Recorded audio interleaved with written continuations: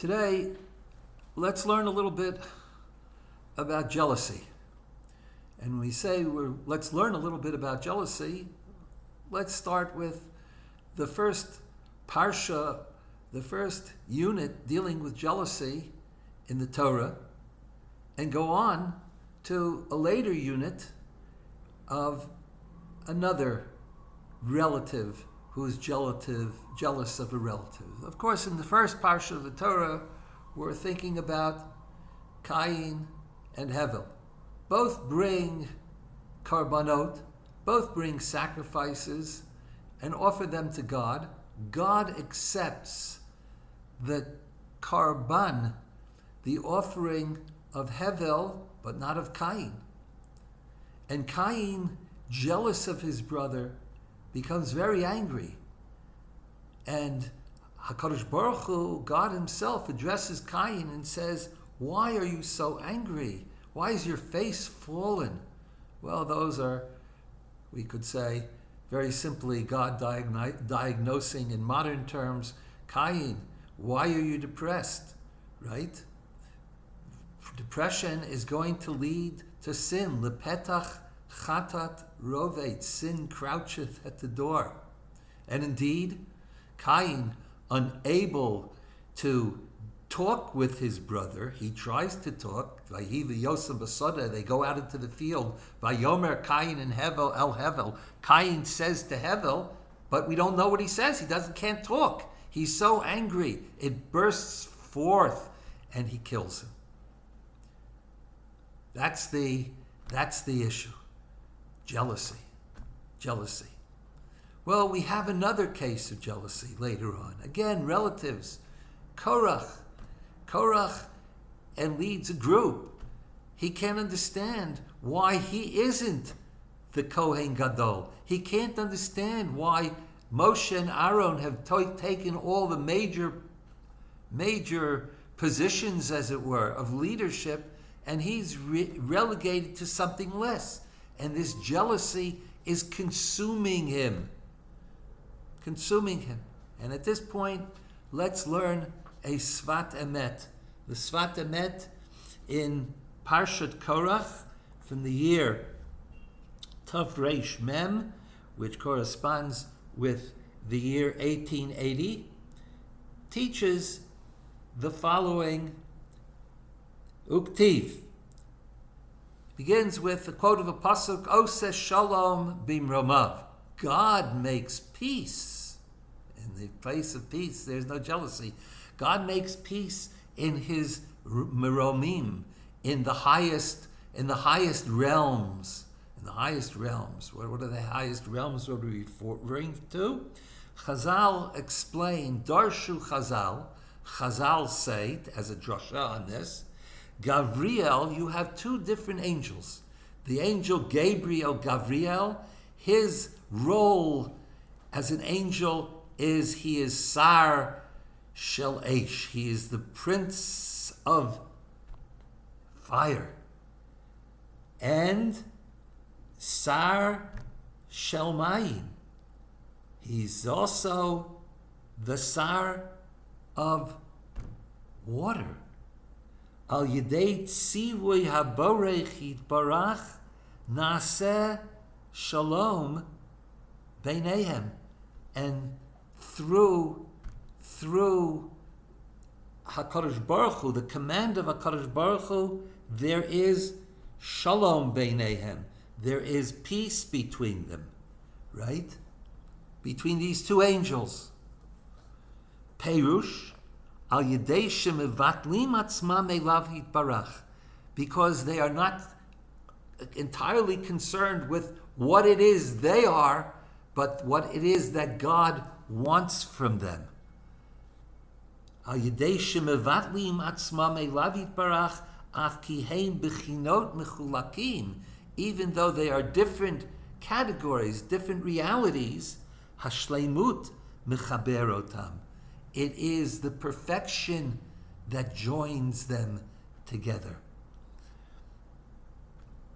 And they become greater in this joining of opposites. V'chein tzarich liot etzel b'nei Yisrael. And the Sfat Emet says we can draw from this a conclusion. And that conclusion is what we're expected as human beings, B'nai Yisrael, to be. In ki yesh l'chol echad inyan miyuchad. Everybody in some way is unique. Ach al yedei haratzon l'shamayim. But what do we share in our uniqueness as individuals?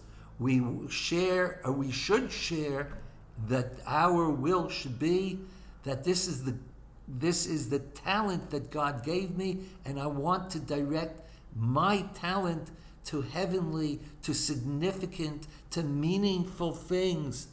V'chayfetz kol echad levatel atzmo al amitat ritzono shel HaKadosh Baruch Hu. It's not about me. It's about what God wants for me. What I might want for myself, theoretically, is myself. But that's not what my will is. My will is God gave me this talent, just as God gave an opposite talent, another talent, to somebody else. And that is what I want. The word of Emet applies to what God wants more than what I want. Zeh ratzon mechaber otam liot echad. And this will joins these opposite to become one. Now we have these two characters. V'im haya Korach kein. If Korach were that kind of person to recognize that Moshe's talent is one thing, and particularly Aaron's talent is another thing, and his Korach's talents is a third thing, the great struggle between Korach and particularly Aaron on Korach's part would not have taken place. Ukvar katabnu b'makom acher ba'orach. Sfat Emet has written about this in other places. I'm just reading a short piece of the Sfat Emet. Let us go back now to Cain and Hevel. When we analyze Cain and Hevel, what's going on? When God speaks to Cain, he says, "Why are you angry?" Well, what does it mean? What are you angry? Mine was not accepted. You did not turn to me. Lama charalach v'lama naflu v'necha. So he knows he's angry, and he knows his face has fallen. Cain has fallen into depression. And in depression, one thing or another will come. There will be an explosion, and the explosion will either go inward and destroy the person, or seeking to relieve oneself of this burden of anger, it goes outwards. And in Cain's case, that anger blasts outward, right? Im tetiv say, God says, if you do good, you're good. Then everything, right? But otherwise, lepetach chatat rofetz, sin crouches at the door, and Cain can't let it out in the proper way. Vayomer Cain el Hevel, the Torah goes on.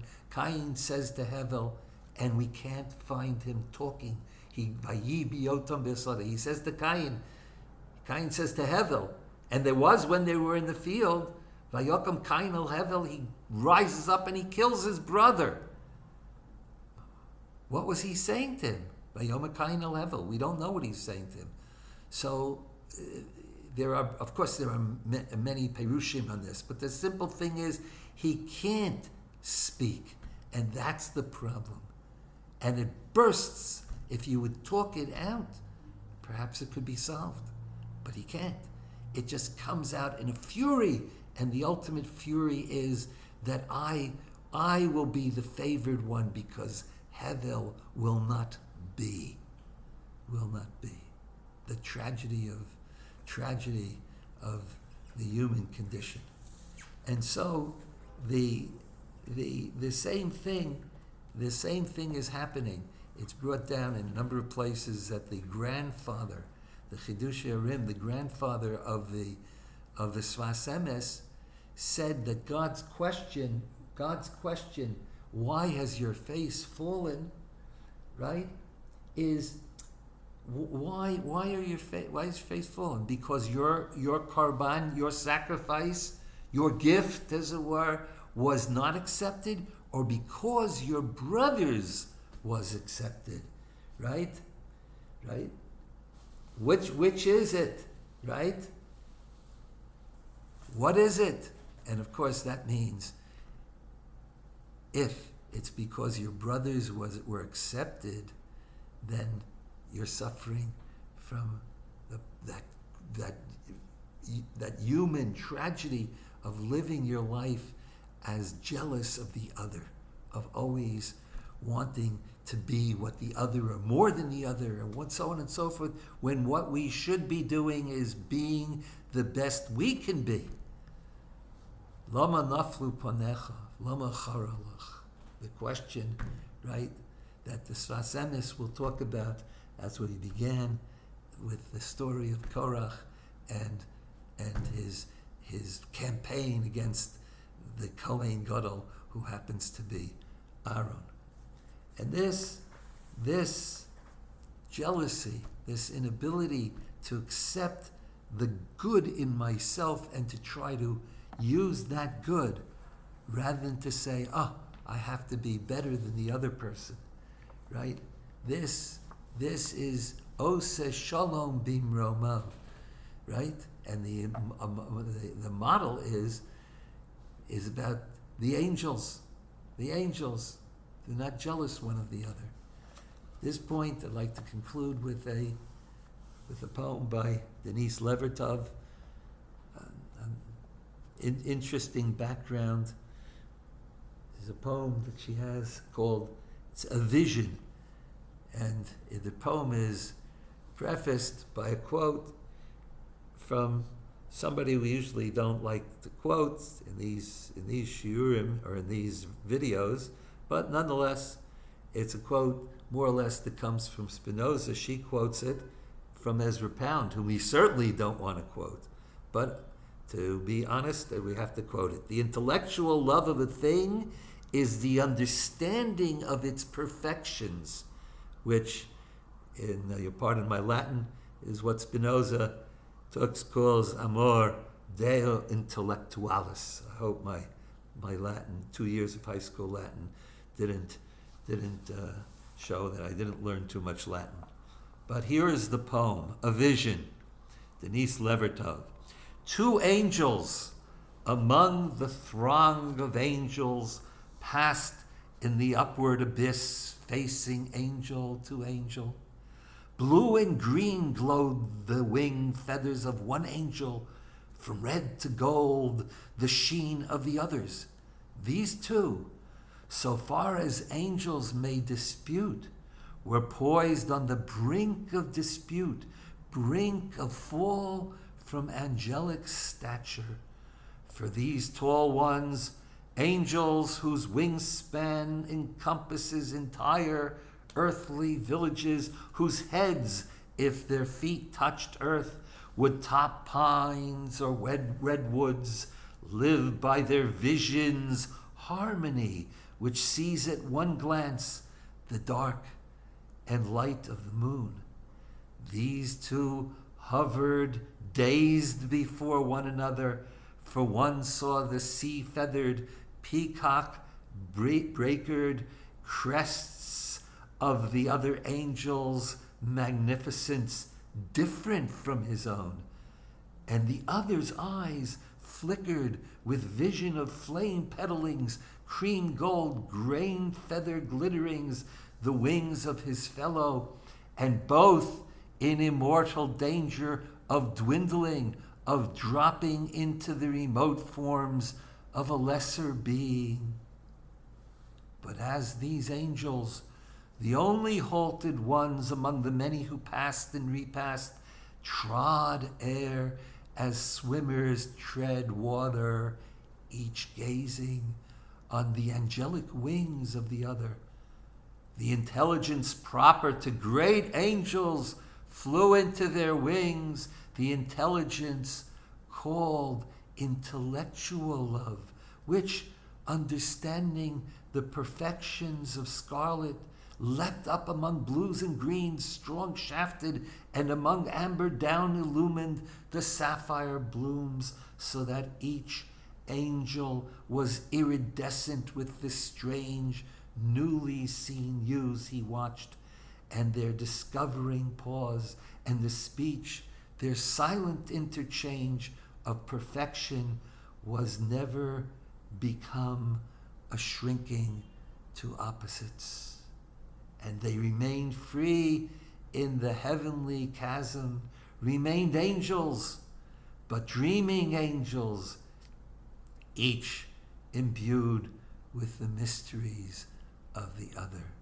Remained angels, but dreaming angels, each imbued with the mysteries of the other.